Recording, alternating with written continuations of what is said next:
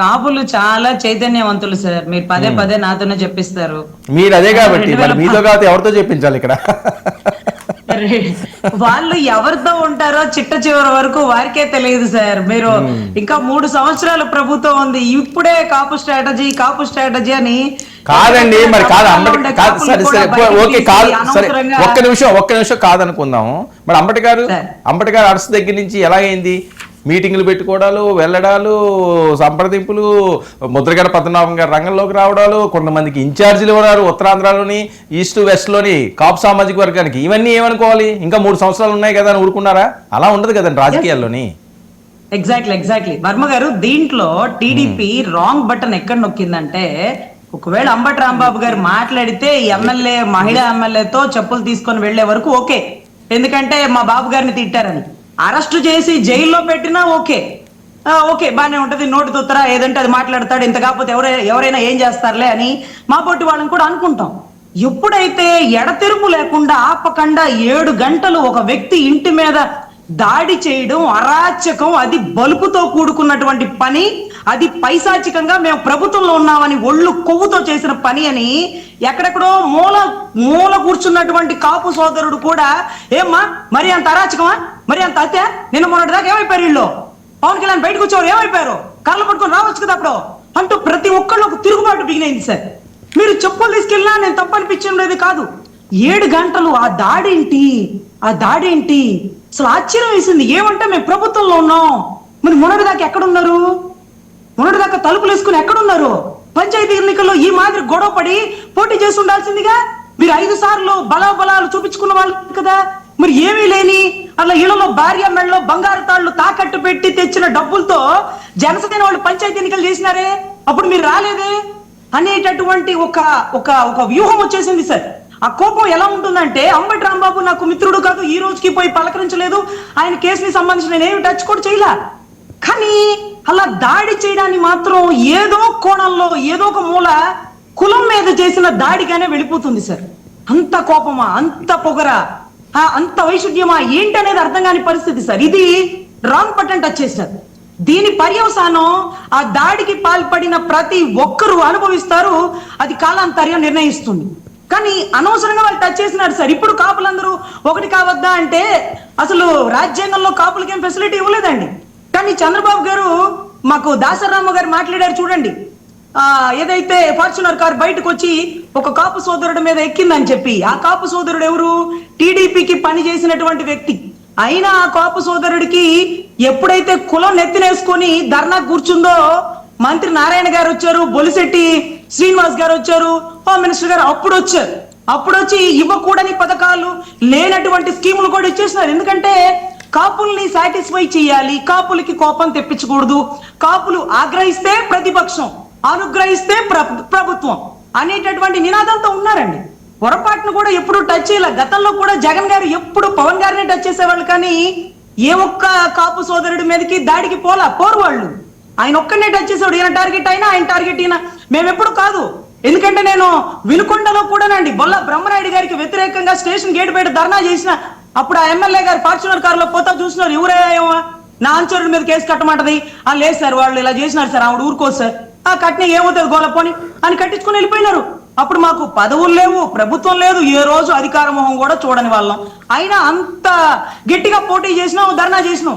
అప్పుడు ఏ TDP ఎమ్మెల్యేనో TDP మాజీ ఎమ్మెల్యేనో మాకు వచ్చి సంఘీభావం తెలపల. అంత ధైర్యంగా ఉన్న మేము అప్పట్లో ఏ మాట్లాడని మీరు ఈ రోజు ప్రభుత్వం ఉందే కదా అని బయటకు వస్తే ఇది తప్పు. కర్రలు పట్టుకోవడం తప్పు, ఇళ్ల మీద దాడి చేయడం తప్పు. ఈ ఫ్లెక్సీలు కట్టి సిఐడి సిబిఐ నిర్ధారించవలసిన కేసుని మీరే విచారణ చేసేయడం తప్పు.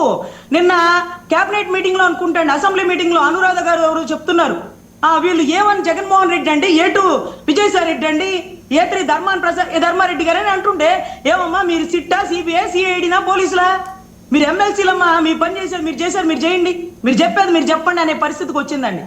సో దయచేసి కులాల కుంపట్లు పెట్టాలని ఎవరికీ లేదు, అనవసరంగా రాంగ్ బటన్ టచ్ చేశారు. ఇది చంద్రబాబు గారు కూడా ఇష్టపడనటువంటి రాంగ్ బటన్ ని టచ్ చేసినారండి. ఆయన ఇన్ని సంవత్సరాలు ముఖ్యమంత్రిగా ఎప్పుడు కులాల విద్వేషాలు రేపలేదండి.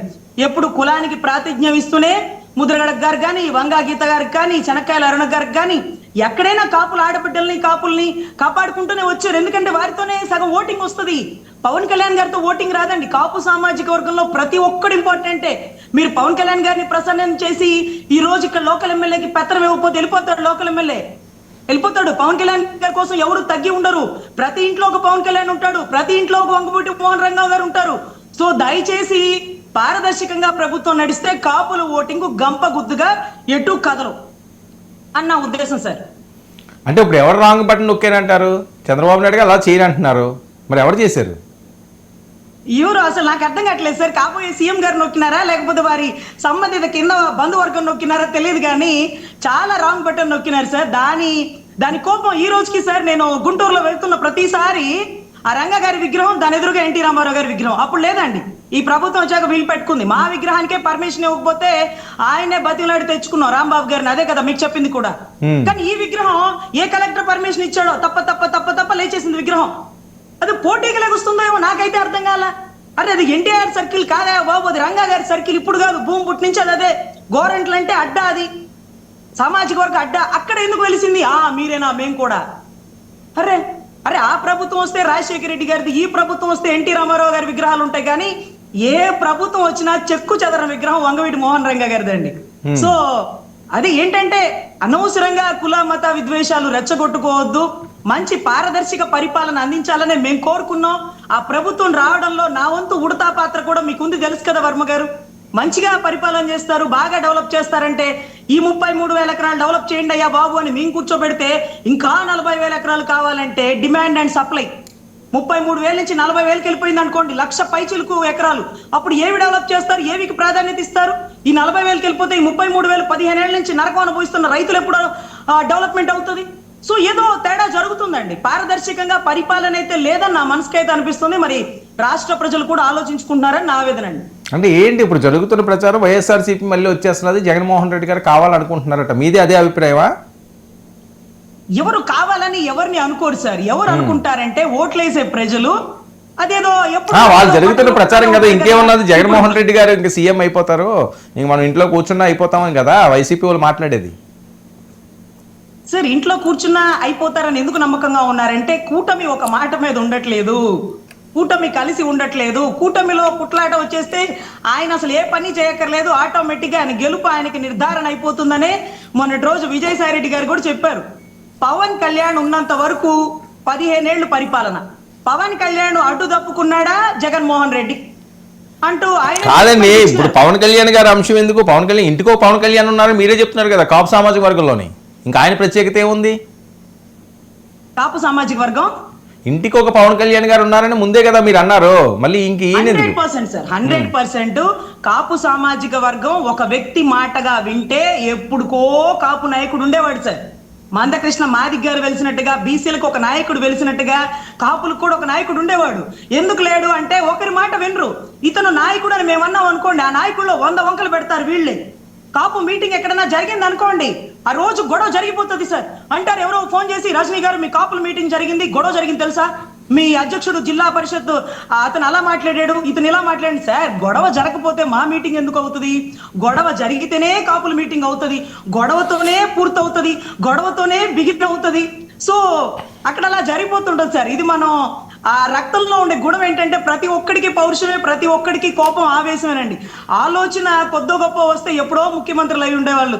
ఇలా ఒకరి మీద ఒకరు చెప్పుకొని వెనక్కి లాగేవాళ్ళు కాదు సార్. గతంలో కూడా 5% రిజర్వేషన్ అనే ముద్రతోనే చంద్రబాబు గారు ముందుకు వచ్చారు. దాన్ని ముందుకు తీసుకెళ్తానన్నాడు జగన్మోహన్ రెడ్డి గారు. వీళ్ళిద్దరు కలిపి కాపులు ఓటింగ్ ని అడుగుతున్నారే కానీ కాపులకి ఆ 5% ఇచ్చే నాదుడే లేకపోయాడు సార్.